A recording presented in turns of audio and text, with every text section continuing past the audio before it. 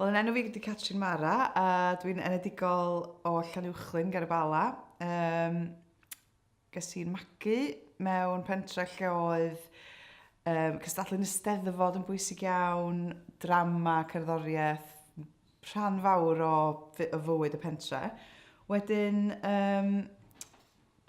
dyna dwi'n meddwl sut nes i gael diddordeb mewn mynd i berfformio.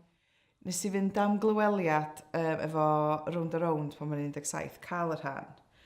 Ac wedyn mynd ymlaen i Goleg Cerdded Drama Cymru ac astudio fan am 2 mlynedd. Wedyn o'n i'n gorfod cael ymlaen i actio. Na, fyswn i'n mynd ymuno neu dim byd arall. Y rôl anodda dwi wedi wneud hyd yn hyn, dwi'n meddwl, ydy rôl y seicolegydd yn Diva.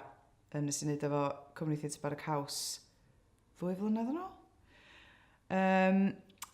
Oedd hi'n rôl anodd oherwydd doedd o ddim yn glir os oedd yr seicolegydd yn bodoli yn yr olygfa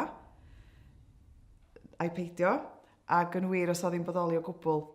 Dwi'n meddwl bod fi wedi mwynhau bob rôl fi wedi wneud, ac wastad ar y pryd, does o ddim byd arall yn bwysig. Fydde mond ffocysu ar beth dwi'n wneud. Wedyn, dwi'n meddwl bod fi'n mwynhau chydig bach yn obsesiynol efo'r rhan dwi'n wneud ar y pryd. Wedyn mae bob dim arall yn mynd. Felly, dwi wedi mwynhau bob un rôl, dwi'n meddwl.